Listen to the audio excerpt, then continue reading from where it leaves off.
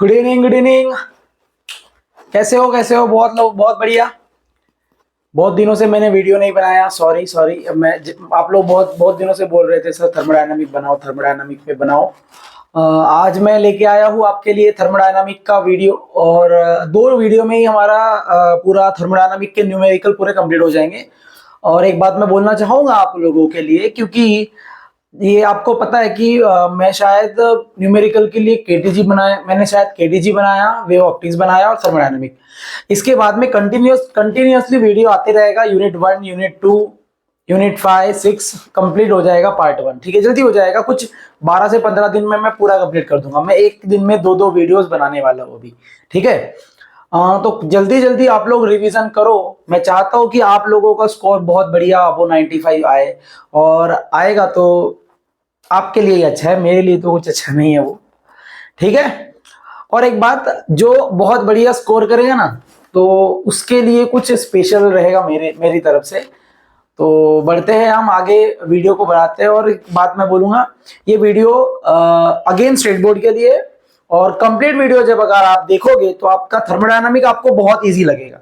ठीक है। कुछ लोग मुझे बोल रहे थे कि सर पार्ट 2 जो है इसका, जैसे कि थर्मोडायनामिक प्रोसेस जब चालू होता है तो वहां के न्यूमेरिकल्स हमें थोड़े तकलीफ जाते हैं, हमें थोड़ी तकलीफ होती है सॉल्व करने में। तो हो सकता है कि ये वीडियो देखने के बाद आपको वो न्यूमेरिकल सॉल्व करने में तकलीफ ना हो। ठीक है। बहुत फास्ट हुआ है, मुझे पता है जो मैंने अब तक बोला, क्योंकि मेरी आदत है वो। अभी हम स्टार्ट करेंगे और बहुत स्लोली स्लोली जाएंगे। ठीक है, तो स्टार्ट करते हैं हम पार्ट 1 थर्मोडायनामिक का। ठीक है, चलो। रही बात टॉपिक चालू करने की, हम शुरू कहां से करते हैं आप सभी को पता है। फॉर्मूलीज को थोड़ा रिवाइज करते हैं और कुछ कंटेंट जो हमें काम आते हैं न्यूमेरिकल सॉल्विंग में, वो थोड़ी थोड़ी बहुत चीजें हम देखते हैं।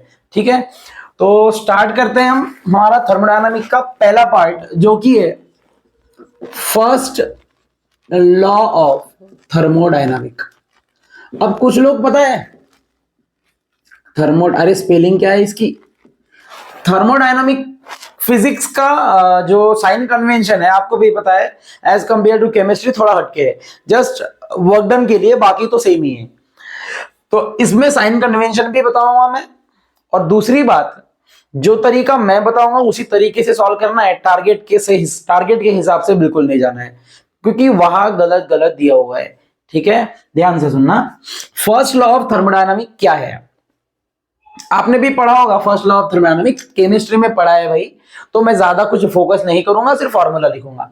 ठीक है, फर्स्ट लॉ ऑफ थर्मोडायनामिक क्या होता है, जो हीट सप्लाई हम करते हैं किसी भी सिस्टम को, it will be always equal to sum of change in potential energy and work done.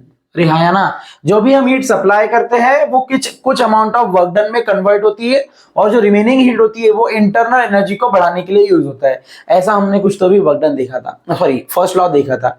अब बात आती है इन तीनों के साइन कन्वेंशन की। ठीक है, तो ध्यान से सुनना। साइन कन्वेंशन, साइन कन्वेंशन बहुत पतला दिख रहा है क्या, थोड़ा मोटा कर देते हैं इसको। चलो साइन कन्वेंशन देखेंगे। सबसे पहला साइन कन्वेंशन आएगा आपका हीट का। किसका? क्यू क्या है यहां पे, हीट। डब्ल्यू क्या है, वर्क डन। और ये क्या है, चेंज इन इंटरनल एनर्जी। ये क्या है, चेंज इन इंटरनल एनर्जी। ठीक है, चलो। तो हीट के दो साइन कन्वेंशन होंगे, याद रखना है आप लोगों को। हीट के कितने साइन कन्वेंशन होंगे, दो। पहला, अगर हम हीट ऐड कर रहे हैं, अगर हीट क्या कर रहे हैं, हम ऐड कर रहे हैं to the system, added to the system. अगर सिस्टम में हीट ऐड की जा रही है, या तो इसी को बोला जाता है हीट एब्जॉर्ब हो रही है। क्या हो रही है, बोलो, हीट एब्जॉर्ब हो रही है। एब्जॉर्ब हो रही है, तो एब्जॉर्ब कौन करेगा, एब्जॉर्ब बाय द सिस्टम। एक ही मतलब हो गया दोनों का।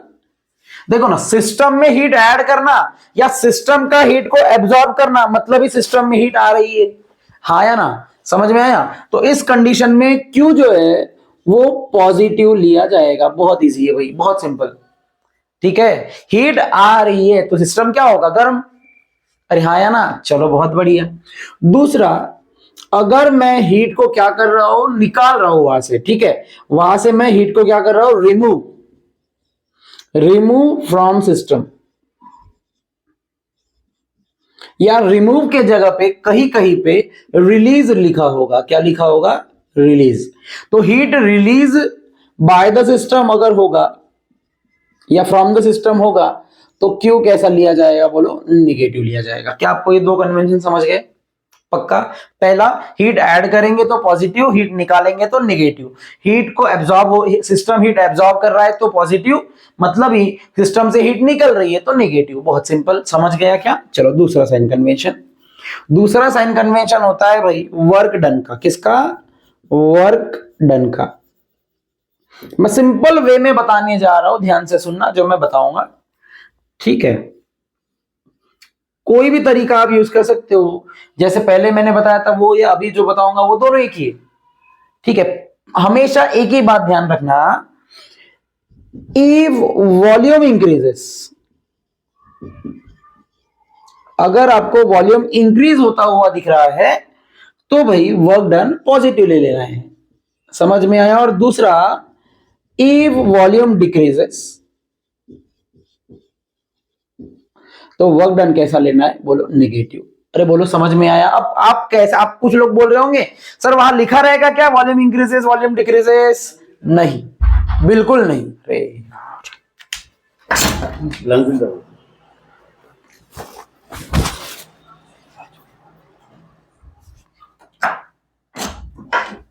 सॉरी बच्चों, सॉरी सॉरी, कुछ इमरजेंसी आ गई थी। मुझे तो नहीं आती है कभी। ठीक है, बढ़ते हैं आगे, क्योंकि मैं पहले से ही आ जाता हूं। बढ़ते हैं आगे, बोलो वर्क डन। अब आप कुछ लोग बोल रहे होंगे सर वॉल्यूम इंक्रीजेस लिखा रहेगा क्या? आंसर है नो। वहां क्या लिखा रहेगा, ध्यान से सुनना, बस हमें समझना पड़ेगा कि हाँ ऐसा करने से वॉल्यूम बढ़ता है, ऐसा करने से वॉल्यूम कम होता है। मुझे एक बात बताओ भाई, आप लोग सब खुद ही बता दोगे यार कैसे मार करे, इंक डालूंगा मैं। देखो मुझे एक बात बताओ, ये है क्या है, बोलो सिलेंडर। ये क्या है, बोलो सिलेंडर। इसमें क्या रखा है, बोलो गैस। इसमें क्या रखा है, बोलो गैस। क्या इसको ही हम सिस्टम बोलते हैं, बोलो हाँ या ना? अरे इसी को सिस्टम बोलते हैं ना हम, बोलते हैं कि नहीं बोलते हैं? अब मुझे एक बात बताओ, ये सिस्टम अगर पिस्टन पे काम कर रहा है, क्या बोला मैंने? अगर ये सिस्टम पिस्टन पे काम कर रहा है, मतलब क्या वो पिस्टन को उधर धक्का मारेगा, बोलो हाँ या ना? ये सिस्टम पिस्टन पे काम कर रहा है, मतलब work is done by the system. समझ में आ रहा है क्या? वो काम कौन कर रहा है? सिस्टम कर रहा है पिस्टन पे या सराउंडिंग पे। तो बोलो क्या ये सिस्टम इस पे वर्क करेगा तो ये पीछे इधर की तरफ जाएगा, बोलो हाँ या ना? तो ये जो जगह है ये क्या हो जाएगी, बढ़ जाएगी ना, वॉल्यूम क्या हो जाएगा, बढ़ जाएगा। तो वॉल्यूम बढ़ गया, समझ में आया? कब बड़ा वॉल्यूम? जब सिस्टम ने वर्क किया है। तो हम बोलेंगे, यहां लिखेंगे वर्क डन बाय सिस्टम। समझ में आया क्या? Work done by the system या इफ वॉल्यूम इंक्रीजेस, एक ही मतलब होता है। और अब बोलो, आप समझ लो सिस्टम पे काम हो रहा है तो वर्क डन कौन करेगा? पिस्टन। अरे हाँ या ना? वर्क डन अभी कौन कर रहा है? Work done by the environment या by surrounding on the system. On the system समझा? सिस्टम पे काम हो रहा है। अभी तक सिस्टम काम कर रहा था, अभी सिस्टम पे काम हो रहा है, तो यहां लिखा रहेगा वर्क डन ऑन सिस्टम। अरे क्या आपको बात समझ गई? पक्का समझ गया? अगर सिस्टम काम कर रहा है तो वर्क डन पॉजिटिव, और दूसरा सिस्टम पे काम हो रहा है तो वर्क डन निगेटिव। समझ में आया क्या? बोलो जल्दी से। पक्का 100%। आगे बढ़ू मैं? चलो बढ़ते हैं फिर, लिखो ये जल्दी से। एक और चीज रह गई है वो भी बता देता हूं। Delta U internal energy, change in internal energy का दो साइन कन्वेंशन होगा। इफ टेम्परेचर इंक्रीजेस, अगर आपको दिख रहा है कि टेम्परेचर उसका क्या हो रहा है, बोलो इंक्रीज हो रहा है, तो डेल्टा यू कैसा ले लेना है, बोलो कैसा लेना है, पॉजिटिव। अगर आपको दिख रहा है कि टेम्परेचर क्या हो रहा है, डिक्रीज हो रहा है, तो डेल्टा यू कैसे ले लेना है बोलो, निगेटिव। समझ में आया क्या? टेम्परेचर इंक्रीज होता दिखा तो delta U positive, temperature decrease हो रहा दिखा तो ये निगेटिव। सिंपल मतलब है। मतलब ही अगर डेल्टा यू पॉजिटिव है तो सिस्टम का टेम्परेचर बढ़ रहा होगा, और डेल्टा यू अगर निगेटिव है तो सिस्टम का टेम्परेचर कम हो रहा होगा। मतलब ही इंटरनल एनर्जी भी कम हो रही होगी। समझ में आया क्या? अरे बोलो, समझा ना पक्का? तो ये सारे साइन कन्वेंशन आपको वर्क डन में आज मैं जितने भी न्यूमेरिकल कराऊंगा उसमें काम आने वाला है। ठीक है, ये प्लीज ध्यान रखना इन चीजों का। चलो बढ़ते हैं आगे, न्यूमेरिकल को आगे बढ़ाते हैं। चलो लिखो जल्दी से। साइन क्या बोल रहा था मैं, स्क्रीनशॉट ले लेना। एक और चीज मैं बताना चाहूंगा जो आपको काम आएगा या हो सकता है एमसीक्यू में काम आए। ठीक है, तो वो लिख के रखो भाई, काम आने वाला है। ठीक है, वो वर्ड है, वो है लेटेंट हीट ऑफ वेपराइजेशन। ठीक है, ये आपको दो चीजें काम, आपकी बुक में एक ही दिया है, मैं दूसरा भी लिखवा के देने वाला हूं। सबसे पहले इसका मीनिंग समझते हैं थोड़ा सा। What is latent heat of vaporization? Latent heat of vaporization होता क्या है? देखो बहुत सिंपल है। मुझे क्या करना है, 1 kg ऑफ लिक्विड को, वाटर ही बोलूंगा मैं, मुझे latent heat of vaporization of water बताना है। ठीक है, वाटर के लिए अलग रहेगा, दूसरे लिक्विड के लिए अलग, मैं वाटर का बता रहा हूं, बाकियों के लिए भी वैसे ही होता है। ठीक है, अब मैंने क्या किया, 1 kg ऑफ वाटर लिया। ठीक है, एक कंटेनर में 1 kg ऑफ वाटर लिया, या 1 kg ऑफ वाटर ही है भाई, वो कंटेनर छोड़ो। 1 kg ऑफ वाटर को, पानी को किस में कन्वर्ट करना है? वेपर में कन्वर्ट करना है। किस में कन्वर्ट करना है? वेपर्स में कन्वर्ट करना है। ठीक है, समझना कि क्या बोला?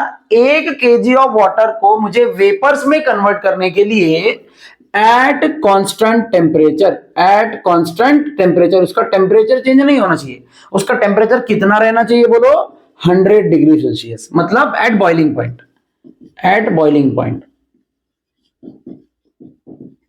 ठीक है, क्या बोला मैंने, बोलो फिर से। 1 kg ऑफ वाटर को वेपर्स में कन्वर्ट करने के लिए कितनी हीट मुझे उस पानी को देनी पड़ेगी? फिर से सवाल सुनो, क्वेश्चन नहीं आंसर। 1 kg ऑफ वाटर को वेपर में कन्वर्ट करने के लिए मुझे उस पानी को कितनी हीट सप्लाई करना पड़ेगा, कितनी हीट देना पड़ेगा?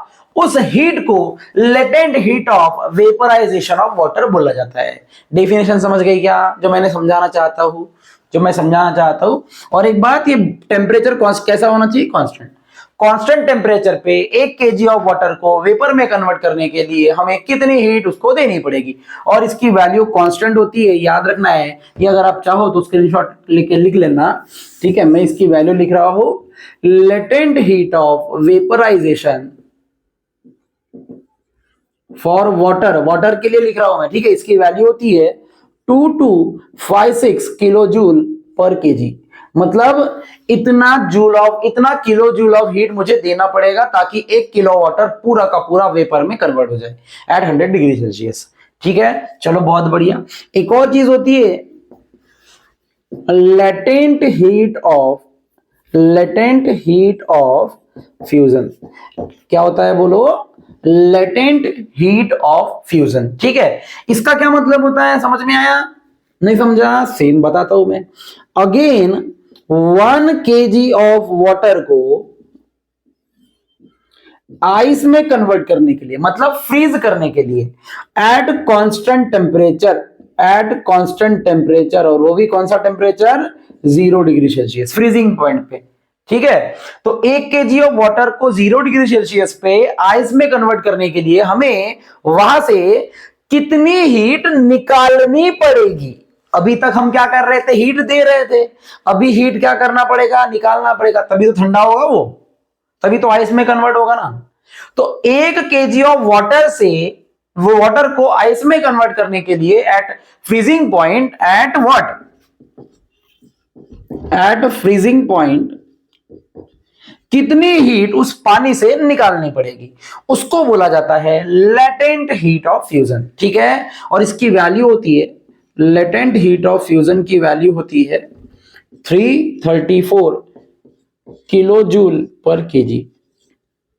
ठीक है, ये याद रखना है।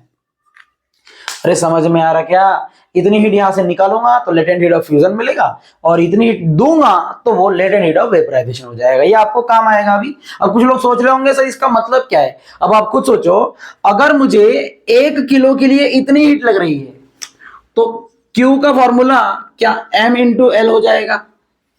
नहीं होगा। देखो ना, देखो M क्या है? Mass of water. M क्या है? Mass of water. अब मैंने बोला 1 केजी के लिए इतनी हीट लगती है, तो मेरे पास 10 केजी ऑफ वाटर है, तो मैं M से उसको मल्टीप्लाई कर दूंगा तो टोटल हीट मुझे मिल जाएगी ना। तो ये क्या है? Heat supplied to the water. जितना भी वाटर होगा, 10 किलो, 15 किलो, 20 किलो, तो जितना उसका मास होगा उसको इससे क्या कर दूंगा? मल्टीप्लाई, तो मुझे टोटल हीट मिल जाएगी। क्या आपको ये समझ में आया? अरे हाँ या ना? है ना? 1 केजी के लिए इतना, तो M केजी के लिए इतना, M से मल्टीप्लाई कर दिया। वैसे ही इसका आएगा। समझ में आया? चलो लिखो भाई, हम आगे बढ़ेंगे, अभी थोड़ा आगे काम आने वाला है हमको। बढ़ते हैं आगे। चलो अभी हम स्टार्ट करते हैं। जितने टॉपिक्स हमने अभी, जितना भी टॉपिक मैंने अभी आपको बताया उनसे न्यूमेरिकल बताऊंगा, और एक काम कर लेता हूं, थोड़ा और आगे बताता हूं। ध्यान से सुनना क्या बातें बताने वाला हूं मैं। हाँ देखो, थर्मोडायनामिक प्रोसेस इस वीडियो में नहीं आएगा, नेक्स्ट वीडियो में आएगा, लेकिन उसका कुछ हद तक थोड़ा बहुत कंटेंट मैं अभी थोड़ा यहां लेने वाला हूं, ग्राफ से रिलेटेड। ठीक है, देखो हमें एक्चुअल में थर्मोडायनामिक स्टेट एंड वेरिएबल से रिलेटेड कुछ न्यूमेरिकल्स हमें वहां दिए हुए हैं जो ग्राफिकल क्वेश्चंस है। ठीक है, तो कुछ न्यूमेरिकल्स हमें ऐसे भी लेने होते हैं जो कि होता है जो रिलेटेड होता है पीवी डायग्राम से। ठीक है, किससे रिलेटेड होता है बोलो? पीवी डायग्राम से रिलेट होता है। पीवी डायग्राम को ही क्या बोला जाता है बोलो? हाँ, वेरी गुड, इंडिकेटर डायग्राम। अरे पीवी डायग्राम को ही क्या बोला जाता है बोलो? Indicator diagram. ये आपने पढ़ा है, मैंने भी बताया ये। ठीक है, चलो बढ़ते। समझ लो, कोई एक प्रोसेस दिया है आपको, पीवी डायग्राम। ये हो गया P, ये हो गया V। कोई भी एक प्रोसेस लेते हैं, let us assume that process is this. ठीक है, चलो मैं ये ले लेता हूं 1, 2 एंड 3। कोई भी एक डायरेक्शन देते क्लॉकवाइज। ध्यान से सुनना, ये जो प्रोसेस मैंने लिया, अगर मुझे इस पूरे प्रोसेस में टोटल वर्क डन निकालना है। क्या निकालना है? Total work done. क्या निकालना है? टोटल वर्क डन निकालना है। तो मैं क्या करूंगा पता है क्या? सिर्फ एरिया निकालूंगा, कुछ प्रोसेस करूंगा ही नहीं। एरिया अंडर द कर्व निकालूंगा, एरिया अंडर द कर्व। अरे बोलो, बात समझ गई क्या? टोटल वर्क डन पूछा है तो एरिया अंडर द कर्व निकालेंगे। जैसे कि ये ट्रायंगल दिख रहा है तो इसका फॉर्मूला क्या आएगा? Half into base into height. समझ गया क्या? पक्का समझ गया? Half into base into height लगाऊंगा, मुझे टोटल हाँ, बहुत बढ़िया, टोटल एरिया मुझे मिल जाएगा। लेकिन पर्टिकुलर प्रोसेस के लिए अगर वर्क डन निकालना है तो उससे रिलेटेड कुछ न्यूमेरिकल्स हमारे आने वाले हैं जो बाद में पढ़ाऊंगा मैं। ठीक है, तो हाँ, एक फॉर्मूला बता देता हूं जो हो सकता है काम आए। ध्यान से सुनना, वर्क डन का आपको पता है यार, इसका फॉर्मूला होता है P in bracket V2 minus V1। अरे बोलो, होता है कि नहीं? ये कौन सी प्रोसेस के लिए होता है बोलो? आइसोबेरिक प्रोसेस के लिए। कौन सा प्रोसेस के लिए होता है? जिसमें प्रेशर क्या एक ही रहेगा लेकिन वॉल्यूम चेंज होगा। तो प्रेशर देखो, P1 P2 लिखा क्या? नहीं, मतलब बार किसका यूनिट होता है? प्रेशर का। तो आइसो मतलब सेम, तो प्रेशर सेम हो तो फॉर्मूला होगा P in bracket V2 minus V1, final volume minus initial volume. अरे समझ में आया? पक्का? एक और चीज मैं बताना चाहूंगा, ध्यान से सुनना, मैं जो बताने वाला हूं बात, क्योंकि आगे भले ही मैं वर्क डन के कंसेप्ट लाऊंगा, लेकिन अभी जो काम आने वाला है वो अभी आपको बताऊंगा मैं। ठीक है, ध्यान से सुनना। नहीं, अभी नहीं आएगा, मुझे नहीं लगता, क्योंकि आइसोथर्मल प्रोसेस से रिलेटेड और एडियाबैटिक प्रोसेस से रिलेटेड अगले वीडियो में मैं बताऊंगा, क्योंकि मुझे लगता है कि उसके न्यूमेरिकल जितने मैं आज आपको पढ़ाने वाला हूं उससे रिलेटेड न्यूमेरिकल्स वहां नहीं रहेंगे, और रहेंगे तो टॉपिक पे बता दूंगा। ठीक है, तो अभी जितना भी टॉपिक मैंने बताया, क्या क्या बताया बोलो? फर्स्ट लॉ ऑफ थर्मोडायनामिक, दूसरा sign convention of Q delta U and W, sign convention देख लेते हैं। हीट ऐड करेंगे तो पॉजिटिव, हीट निकालेंगे तो निगेटिव। वर्क डन सिस्टम करेगा by the system positive, on the system negative. Simple, volume कम हो रहा बढ़ रहा उस पर डिपेंड करेगा।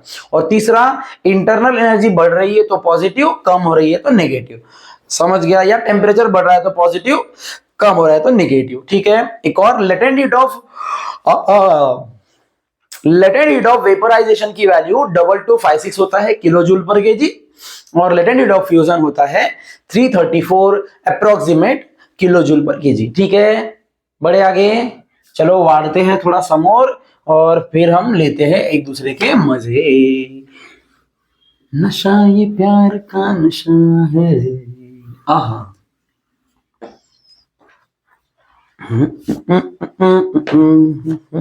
बड़े आगे चलो, बढ़ते हैं। अच्छा बोलो भाई, पहला क्वेश्चन तुम्हारे बुक का नहीं बोलूंगा मैं, जो मैंने पीडीएफ भेजा है ना उसमें से पहला न्यूमेरिकल। ठीक है, और तुम्हारे दोनों चीजें लिखा करूंगा मैं, पहला और +25। ये टारगेट है, टारगेट का बाद में लिखा करूंगा। ठीक है, ध्यान से सुनना। टारगेट में 25 नंबर का वाला जो न्यूमेरिकल है वो मैं कराने जा रहा हूं, ध्यान से सुनेंगे भाई, बहुत इजी न्यूमेरिकल है। मैं पहले ही बता रहा हूं, मैं टारगेट के हिसाब से बिल्कुल नहीं चलना है। अगर सेम है तो कोई फर्क नहीं पड़ता, लेकिन सेम नहीं रहेगा तो हमारे तरीके से जाना है। चलो, तो मेरे पास न्यूमेरिकल है भाई, है ना? अरे है क्या? चलो, गिवन पढ़ो, सॉरी गिवन पढ़ो नहीं, क्वेश्चन पढ़ो, गिवन लिखो। A gas enclose in a cylinder is expanded. What is the meaning of expanded? Expansion का मतलब होता है वॉल्यूम का बढ़ना। ये देखो, पहले ये तो ऐसा था, अब एक्सपांशन हो रहा है। देखो ये देखो, अरे हाँ है ना, साइज बढ़ रहा है ना, तो वॉल्यूम क्या हो रहा है? बढ़ रहा है। ठीक है, टू डबल इट्स वॉल्यूम। अरे डबल इट्स वॉल्यूम का क्या मतलब है? क्या उसका वॉल्यूम डबल हो गया, ऐसा ही बोला है ना? तो सिंपल गिवन में देखो ऐसा लिखेंगे हम, फाइनल वॉल्यूम जो है उसका पहले वाले से डबल हो गया है। समझ गया क्या? और इनिशियल वॉल्यूम वहां दिया है, बोलो कितना दिया है इनिशियल वॉल्यूम? अरे कितना दिया है बोलो जल्दी से? 0.5 यूनिट। अरे बोलो समझा क्या? अगर ये दिया है तो ये यहां पुट कर दो, बोलो वी फाइनल कितना है? 2 × 0.5। क्या ये 1 यूनिट मिल जाएगा हमको? अरे बोलो समझा? ऐसा कोई हार्ड है क्या भाई? आवाज आ रही है ना?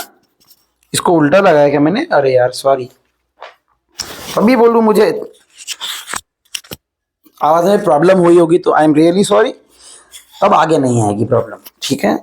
लेकिन मुझे नहीं लगता प्रॉब्लम हुई होगी, क्योंकि मेरा माइक सिस्टम बहुत बढ़िया है, बहुत महंगा है, 2 करोड़ रुपए का है ये। ठीक है, मैं सस्ती चीजें खरीदता ही नहीं हूं। चलो बढ़ते हैं आगे।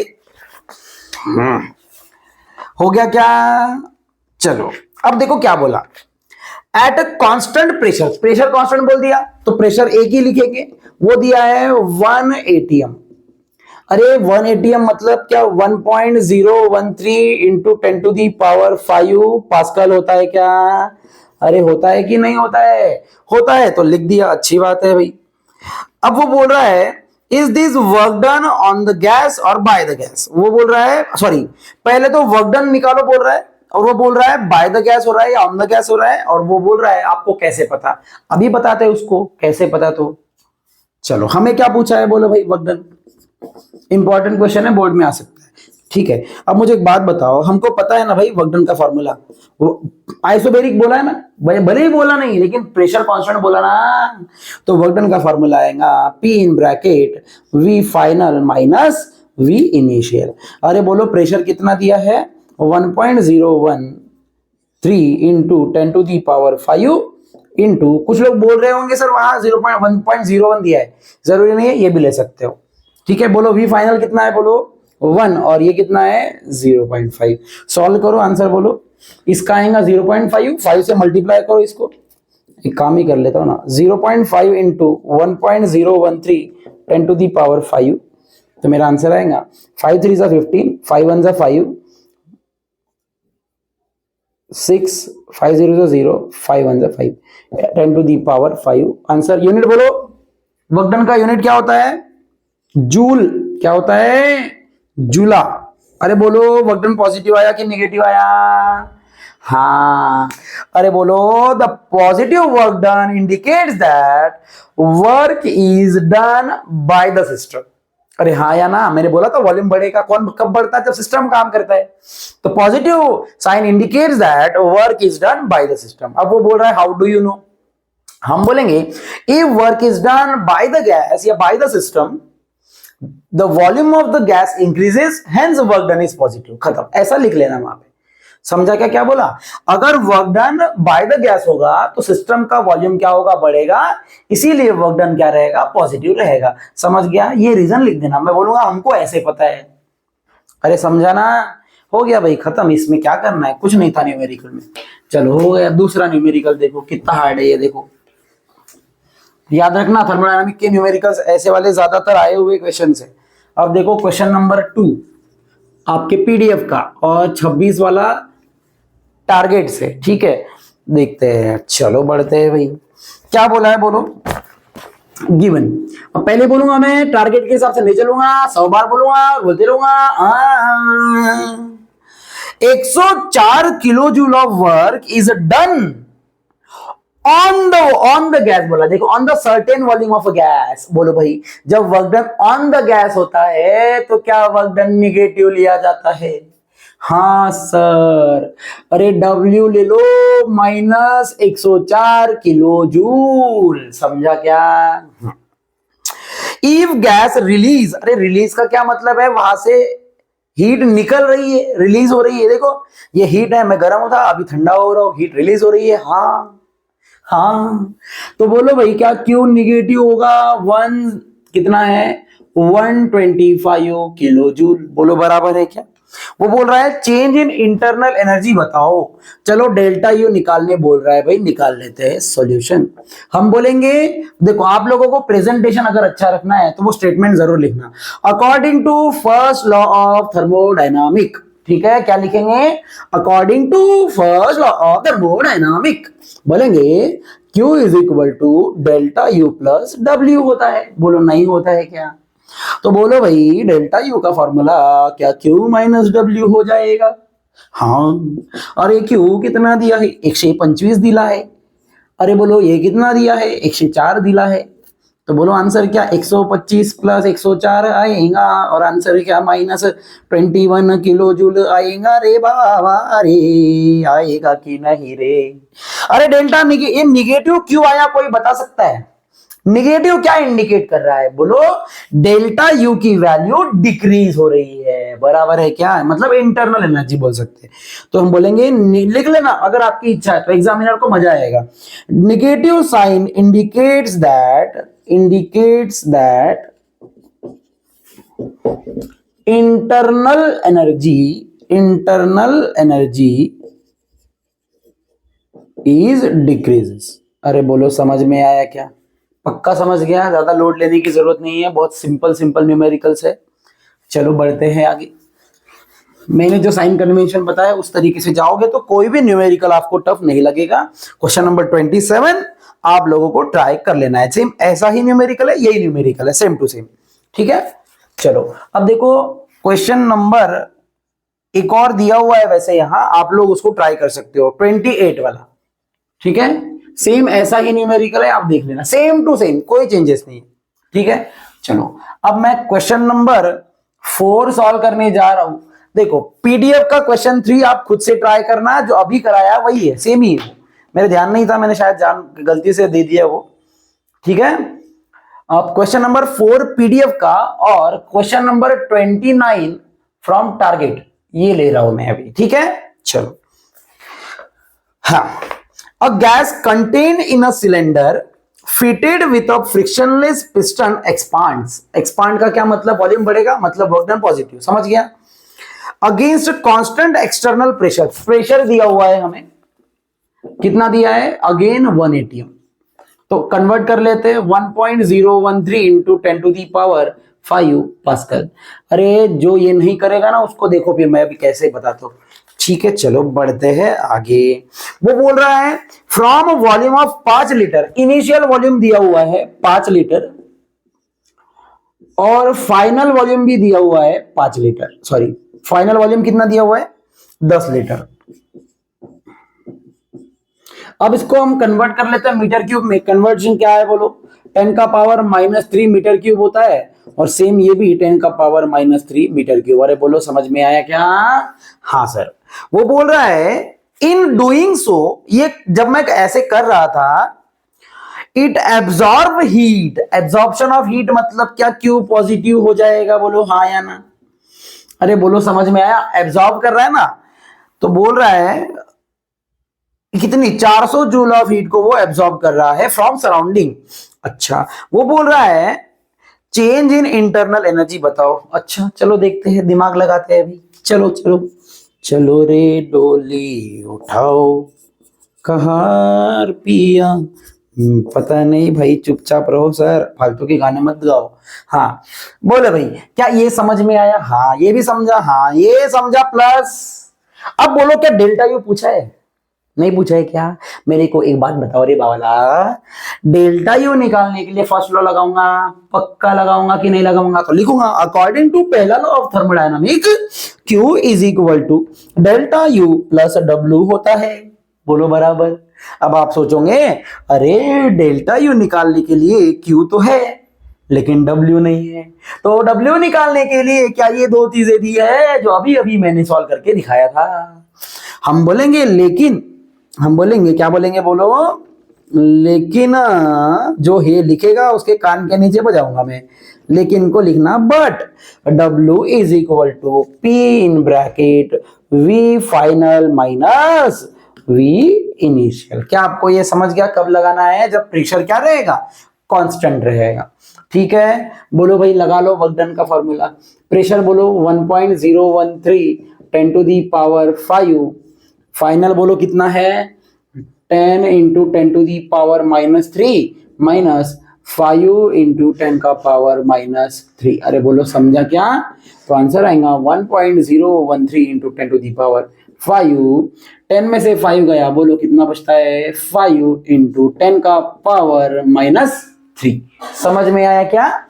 5 से मल्टीप्लाई करो, 5 3 जा 15, 5 1 जा 5 6, 5 1 जा 5। अरे 10 का पावर बोलो कितना हो जाएगा, 2। तो आंसर आएगा 506.5 जूल। समझ में आया क्या? बोलो। अब ये W की वैल्यू इसमें पुट कर दो, हो गया। So therefore this is equation 1। Q की वैल्यू बोलो, Q कितना है, 400।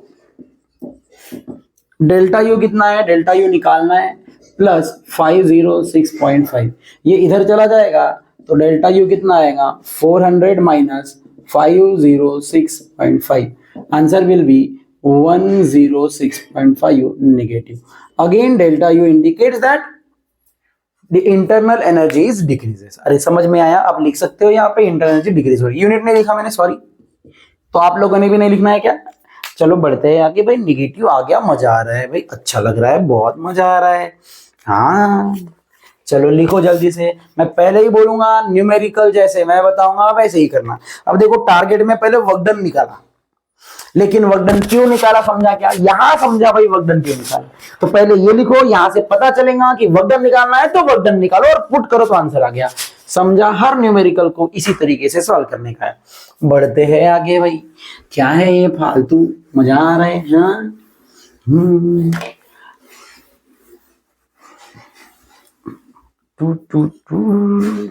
अब देखो ये न्यूमेरिकल क्वेश्चन नंबर 30, ये भी मोस्ट आईएमपी क्वेश्चन है, क्वेश्चन नंबर 30, और आपके पीडीएफ का 5वां नंबर का क्वेश्चन। ठीक है, क्वेश्चन नंबर 30 पीडीएफ का 5वां नंबर का क्वेश्चन। ठीक है, बढ़ो आगे।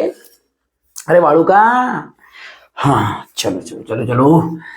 गिवन में देखो भाई क्या दिया हुआ है, देखो देखते हैं। चलो चलो, 1 kg ऑफ लिक्विड वाटर।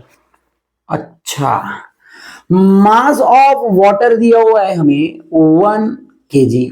चलो देखते हैं भाई आगे क्या दिया है। तो is boiled at 100 degree Celsius. अच्छा, पानी को 100 डिग्री सेल्सियस पे बॉईल किया जा रहा है, एंड वो बोल रहा है ऑल ऑफ इट, पूरा का पूरा पानी, इज कन्वर्टेड टू स्टीम, मतलब पूरा का पूरा पानी स्टीम में कन्वर्ट हो गया है।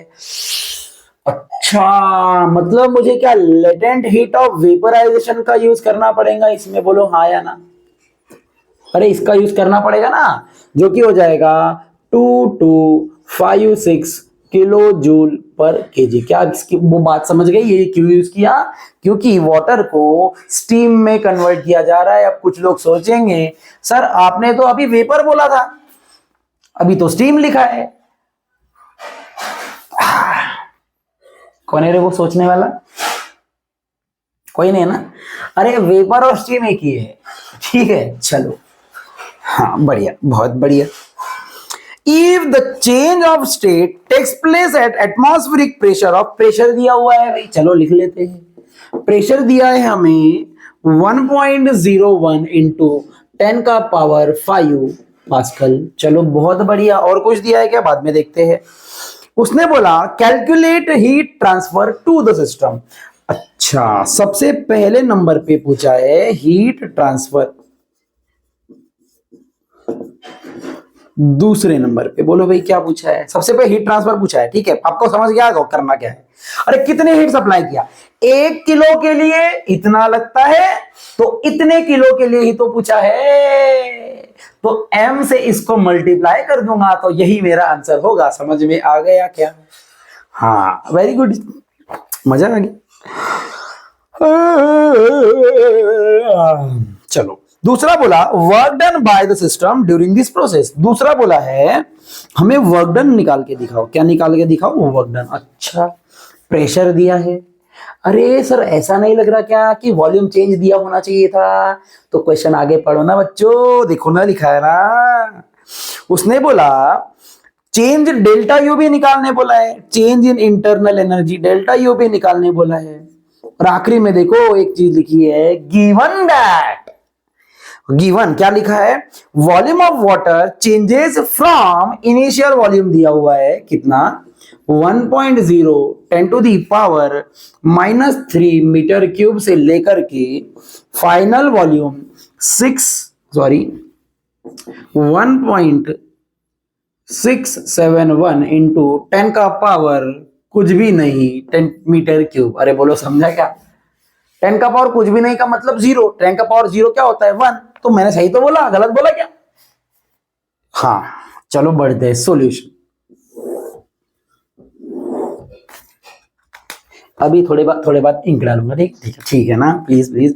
अरे नंबर बोलो रे, क्या heat transfer m into L हो जाएगा? बोलो बराबर है क्या? यही फॉर्मूला आएगा ना? अभी समझ में आ गया आपको कैसे क्यों करना है? अरे बोलो 1 into 2256 answer will be 2256 kilo joule. बोलो किलो जूल क्यों लिखा समझा? क्योंकि इसके यूनिट में किलो जूल दिया हुआ था। यूनिट पे ध्यान देना है। बहुत लोग मैंने देखा यार, अभी केटीजी चेक किया मैंने, कितने गंदे तरीके से लिखा है आप लोगों ने। तो यूनिट ही नहीं लिखते हो बैलों की तरह। चलो अरे बोलो भाई वर्क डन पूछा है क्या? अरे वर्क डन का फॉर्मूला क्या? P into V final minus V initial आएगा रे बाबा। आंसर बोलो रे, P कितना है? 1.0 10 to the power 5। V final बोलो कितना है? 1.671। अब देखो सॉरी बराबर है माइनस, ध्यान से सुनना, ये -3 है ना, तो इसके 3 डेसिमल सामने बढ़ा दो तो आंसर देखो क्या आएगा? 0.001। अरे आएगा कि नहीं आएगा? यही आएगा ना? तो यहां लिखूंगा 0.001। ठीक है, चलो अब इसको सॉल्व कर लेते हैं। 1.01 10 to the power 5 into minus करो, 1 में से 1 गया 0, 76.1। इन दोनों को जब मैं मल्टीप्लाई करूंगा तो बहुत ही इजीली आंसर आएगा 1670 073 कैरी 81। अरे आएगा कि नहीं आएगा? यही आएगा ना लगभग? हाँ लग तो रहा है ऐसे ही आएगा। चलो कोई बात नहीं, लिख ही लेते हैं। बोलो आंसर क्या आया? 18370। डेसिमल बोलो 1 2 3 4 5, तो इसका आंसर आएगा ये। अरे बोलो आएगा कि नहीं आएगा? ऐसे ही आएगा, पक्का आएगा। और कुछ रहा तो नहीं ना? चलो बहुत बढ़िया। अरे बोलो इसको सॉल्व कर लेते हैं। क्या 10 का पावर 5 भी है? ये देखो, तो 2 डिजिट आगे बढ़ाएंगे और किलो जूल में लिखेंगे, ठीक है? तो 2 डिजिट आगे बढ़ा दो तो इसका आंसर आएगा सेकंड का, work done will be equal to 18.37 10⁻³ joule, मतलब ही 18.37 किलो जूल। अब वहां डब्ल्यू कितना लिया है मैं देख लेता हूँ, 19 अप्रोक्सीमेट तो नहीं लिया है, 169 क्यों लिया, मैंने कहीं गलत किया क्या मल्टीप्लीकेशन? अरे यार एक और जीरो था, सॉरी, ठीक है, sorry sorry sorry sorry sorry. देखो पहले तो 1 से मल्टीप्लाई करूंगा तो आएगा 1670, फिर 0 से करूंगा तो 0000, फिर मैं क्या करूंगा 1670, तो आएगा आंसर 076861। अरे आएगा कि नहीं आएगा? तो मेरा आंसर ये नहीं रहेगा, कुछ और ही रहेगा। बोलो आंसर क्या आएगा? 168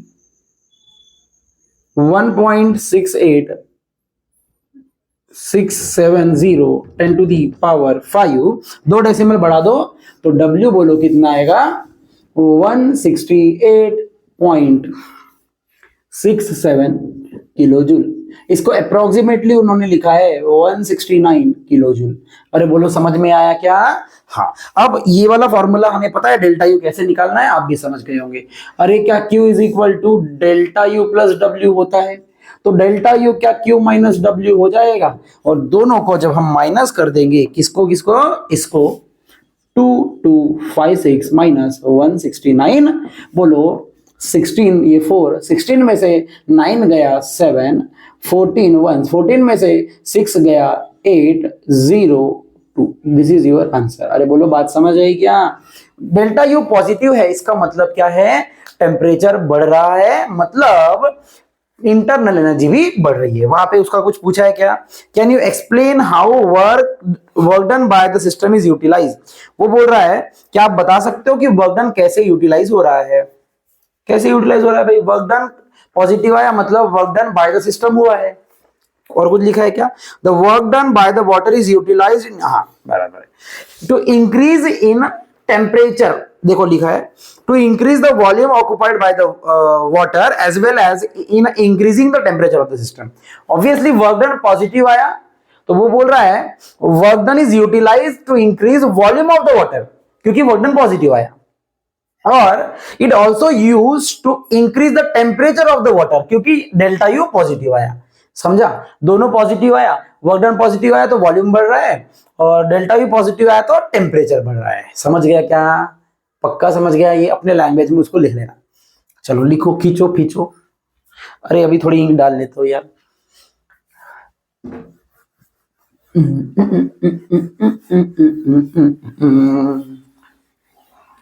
ओ हसीना जुल्फों वाली जाने जा,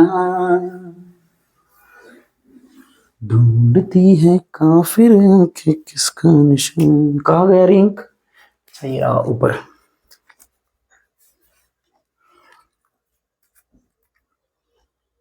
चलो हाँ, अब अच्छा लगे। अब तो तुमको मैं ब्लैक मार्कर ले ही लूंगा यार एक। अभी क्या अपने पास पैसे की कमी नहीं है, तो दिखाते हैं अभी, बहुत पैसा ही पैसा, ऐसी है ना। चलो, अरे बोलो भाई, क्या हम आगे और न्यूमेरिकल कर सकते हैं या टॉपिक को आगे बढ़ा सकते हैं? बम चिक चिकी बम। हाँ बिल्कुल कर सकते, टॉपिक बताया ये। चलो बढ़े आगे, बढ़ते हैं। Question number 6, +40। आपको पता है +40 का क्या मतलब है? टारगेट से 40 नंबर वाला क्वेश्चन है ये।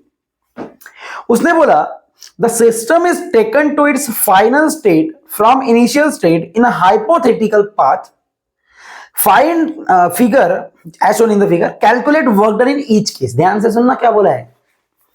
एक डायग्राम हमें दिया हुआ है, जो आपके पीडीएफ में भी दिया हुआ है, आप देख सकते हो। वो अगर नहीं दिख रहा होगा तो आप एक काम करना, चश्मा लगाना और फिर देखना, तो बराबर से दिखेगा वो। ठीक है, देखो भाई कुछ इस तरीके से डायग्राम दिया हुआ है, बहुत ही अच्छा डायग्राम है वो, बहुत ही सुंदर, सुशील, संस्कारी डायग्राम। संस्कारी कैसे हो गया? हाँ जो भी है, बढ़ते हैं आगे। एबीसीडी चलो भाई, यहां पे बोलो क्या 2 लिखा है? अरे बोलो यहाँ क्या 4 लिखा है? अरे बोलो यहाँ कुछ तो भी लिखा है क्या? हाँ 2 लिखा है। और क्या यहाँ पे 6 लिखा है? बोलो बराबर है। अरे क्या ऊपर में यहाँ पे पी लिखा है? और क्या ब्रैकेट में 10 का पावर 5 पास्कल लिखा है? मतलब ये मल्टीप्लाई करना है। अरे बोलो यहाँ पे क्या वॉल्यूम लीटर में लिखा हुआ है? अरे बोलो मतलब 10⁻³ मीटर क्यूब। हाँ समझ गए तुम लोग, वेरी गुड। अब उसने बोला हर एक डायरेक्शन नहीं दिया मैंने यार, क्लॉकवाइज है, क्लॉकवाइज ही है ना। हाँ अब वो बोल रहा है हर एक केस में वर्क डन निकालना है, टोटल वर्क डन नहीं निकालना है। क्या बोला है? हर एक केस में मुझे वर्क डन निकाल के दिखाओ। तो मुझे एक बात बताओ, पहले बात मैं जो आपको पूछूंगा बताना अपने मन के मन में, क्या क्लॉकवाइज डायरेक्शन में प्रोसेस हो रही है? क्लॉकवाइज डायरेक्शन में। तो याद है मैंने क्लास में बताया था, या अभी भी याद रख लो, जब भी प्रोसेस क्लॉकवाइज डायरेक्शन में होगा तो work done, total work done positive होगा। और जब भी हमारा प्रोसेस एंटी क्लॉकवाइज डायरेक्शन में होगा, साइक्लिक प्रोसेस, तो वर्क डन, कौन सा work done? Total work done negative होगा।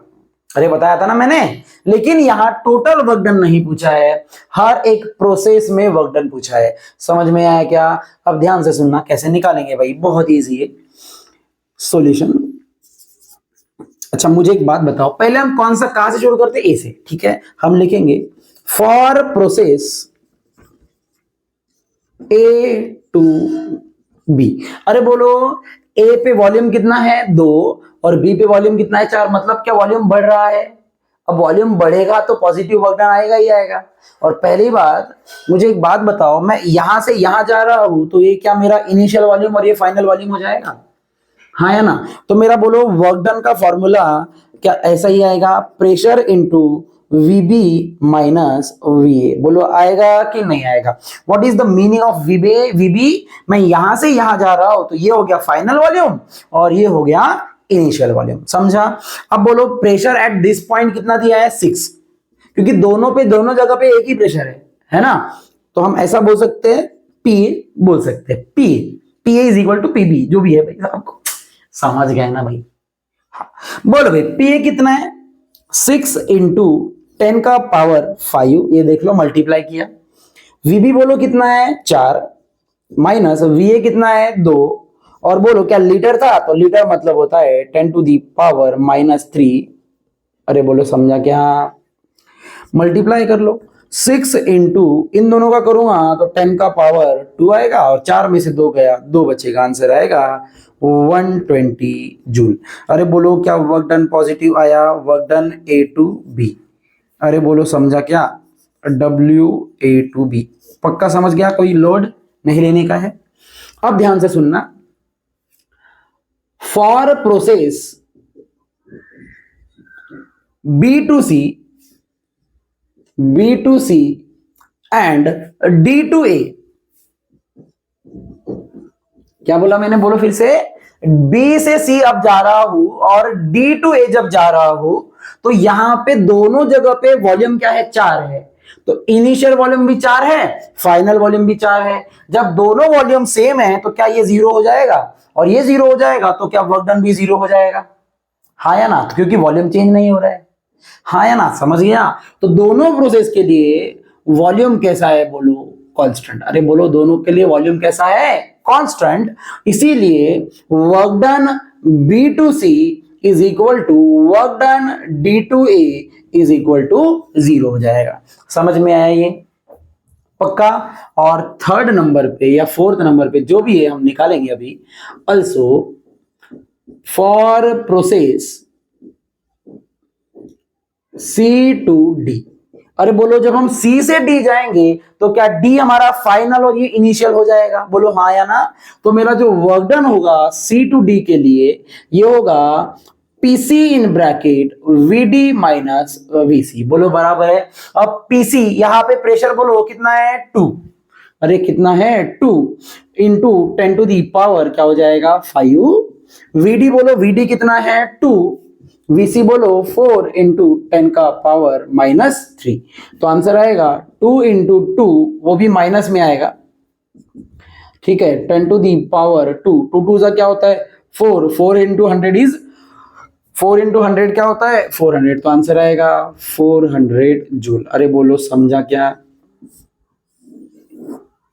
यहाँ पे कुछ गलत किया क्या? 6 2 12, यहाँ पे 1200 जूल आएगा, सॉरी, ठीक है।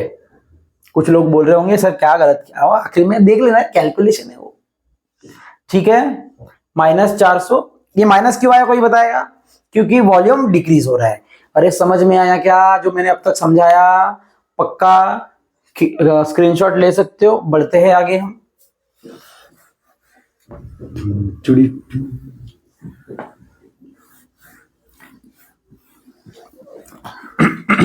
नेक्स्ट न्यूमेरिकल करेंगे। मिलने हैं मुझसे आई, फिर जाने क्यों तन्हाई, किस मोड़ पे है लाई आशिकी।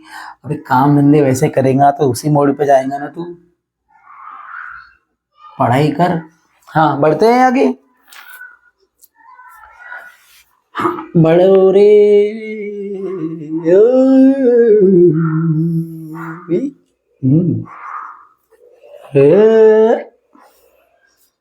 ला ला ला ला ला ला ला ला ला,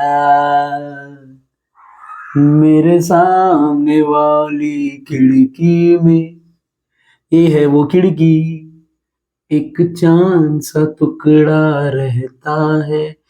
बस हो गया अभी। अब वो तेरी जिंदगी खराब कर देगी। अफसोस ये है, वही तो हो रहा है। देखो गाने भी कितने मजेदार हैं। अफसोस ये है, अफसोस तो होगा ही कि वो हमसे कुछ वे रहने दे, उखड़ा ही रहने दे भाई। जब तेरे से मान जाएगी तो फिर तेरे को पता चलेगा, है ना। अफसोस है सॉरी, क्या कुछ भी बोलते रहता मैं। ये हो गया 4, माय गॉड। ये हो गया 1। मैं एक काम करूंगा, डायरेक्ट 11 लिखूंगा। पहले के बीच के नंबर हमको पता नहीं है, ऐसा समझ के चलो। अरे पता है भाई, लेकिन हम लिखेंगे नहीं। अरे बोलो प्रेशर भी दिया है क्या 10 के पावर में 5 में? ये देखो यहां लिखा है 10 का पावर 5 पास्कल। अब मुझे एक बात बताओ सब लोग, प्राणी हो, सज्जन हो, जो भी है, यहां पे मैं अपने नाम, अपने हिसाब से नाम लिख रहा हूं, ABCD, ठीक है। ये वाले पॉइंट्स की बात कर रहा हूं मैं, ठीक है। बड़े आगे चलो। अब बोलो पूछा क्या है? A hypothetical thermodynamic process is shown in the figure. Calculate the work done in a 25 cycle. Oh हो, वर्क डन पूछा है 25 साइकिल में। Oh my God. अरे भाई आप सब लोग मुझे बताओ, क्या वर्क डन निकालने के लिए हमको एरिया निकालना पड़ेगा? और एक बात, हम पहले एक साइकिल के लिए निकालेंगे और 25 से क्या कर देंगे मल्टीप्लाई, तो क्या 25 वर्क डन, 25 साइकिल के लिए वर्क डन मिल जाएगा।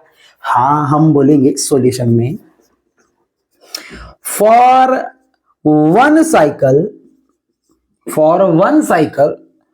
Work done will be equal to what?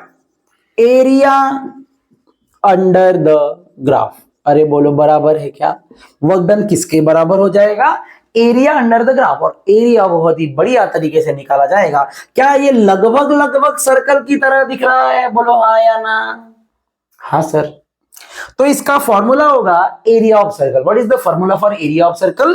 Pi r square. क्या होता है? Pi r square. अब देखो हम लिखेंगे कैसे।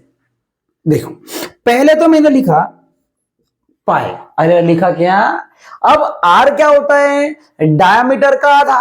अब बोलो इधर से डायमीटर क्या है? बोलो AC। तो यहां लिखेंगे AC डिवाइडेड बाय 2। ये हो गया पहला रेडियस, ये वाला रेडियस हो गया।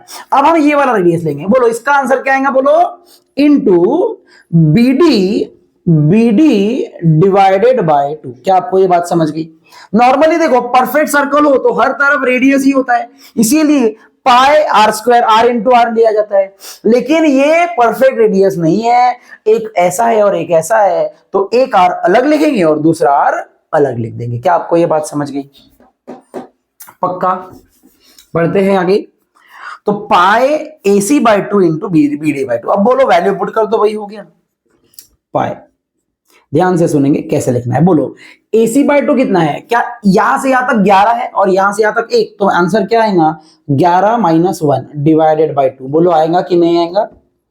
अरे आएगा ना 11। देखो ना यहां से मेजर कर रहा हूं मैं, ये टोटल कितना है 11 और ये कितना है 1, तो 11 में से मैं 1 जब माइनस कर दूंगा तो क्या यही बचेगा 10।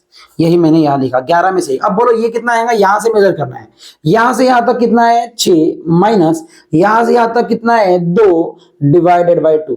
अरे बोलो बात समझ गई क्या? पक्का। और एक बात रह गई हमारे 10 का पावर 5 और ये 10 टू द पावर -3, तो यहां लिख लेते हैं 10 to the power 5 into 10 to the power -3। समझ गया क्या? बोलो यही पे कर लेते हैं ना, 10 to the power 5 into 10 to the power -3। अरे बोलो बात समझ गई। चलो बढ़ते हैं आगे, सॉल्व करते हैं इसको। Work done. अरे बोलो वर्क डन कितना आएगा, पाई की वैल्यू होती है 3.142 इंटू ये दिया 10/5, 10/2 कितना हो जाएगा 5, 10/2 कितना हो जाएगा 5, ये हो जाएगा 3/2, 3/2 होता है 1.5 इंटू 10 टू दी पावर 2। अरे समझ में आया क्या? अब हमें 15 का भी टेबल आता है, 15 2 का क्या होता है 30, 15 4 का क्या होता है 60, 3 6 carry, 15 1 15 plus 6 21 2 carry, 15 3 45 plus 2 is 47 decimal यहां आएगा into 5 into 10 to the power 2। ठीक है, अब 5 से मल्टीप्लाई कर दो, 5 0 0, 5 3 15, 5 1 5 6, 5 7 35, 3 कैरी, 5 4 20 23 डेसिमल 1 2 3 4। तो ये हो गया answer 10 to the power 2।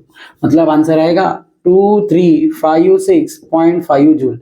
This is your answer for 1 cycle. कितने साइकिल के लिए निकाला हमने? एक। तो हम लिखेंगे so therefore for 25 cycle total work done is equal to 25 into 2356.5। Answer निकाल सकते हो।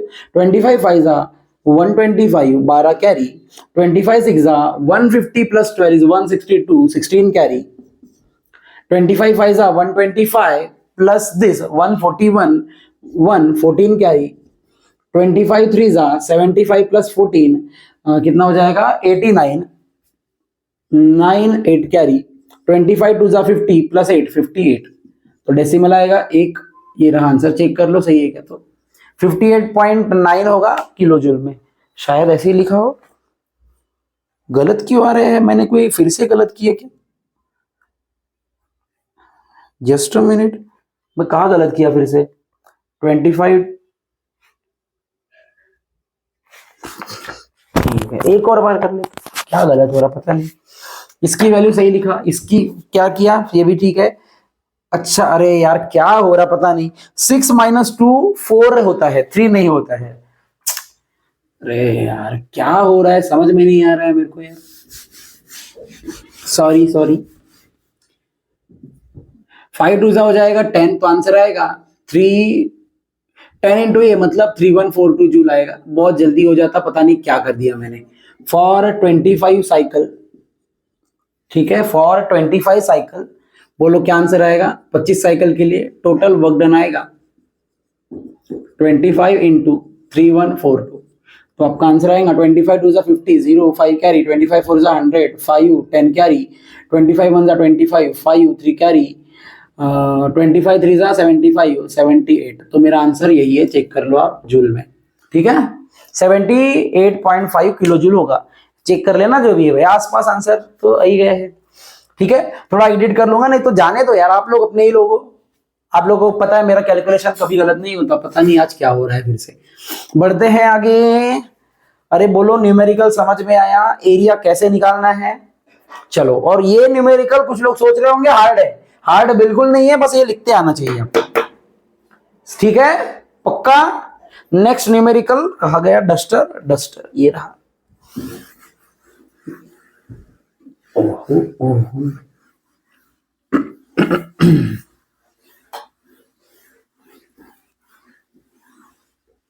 मेरे किस्मत के हर एक पन्ने पे मेरे जीते जी बाद मरने के मेरे हर कल, हर एक लम्हे में, पता नहीं उसके बाद क्या है खुदा, है खुदा, जब बना उसका ही बना। वाह वाह, क्या बात है।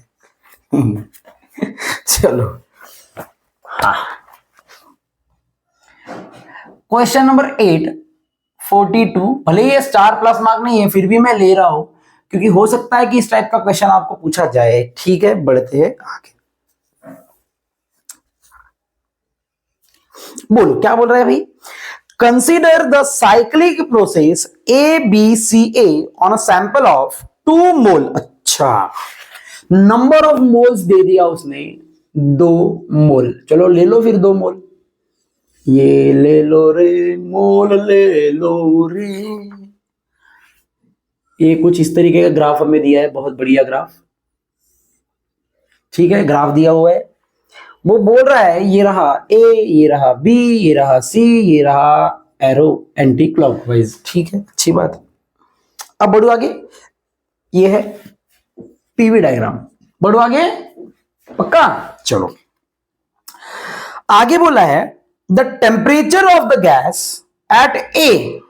अच्छा, लिख दिया। चलो, गिवन लिखते हैं।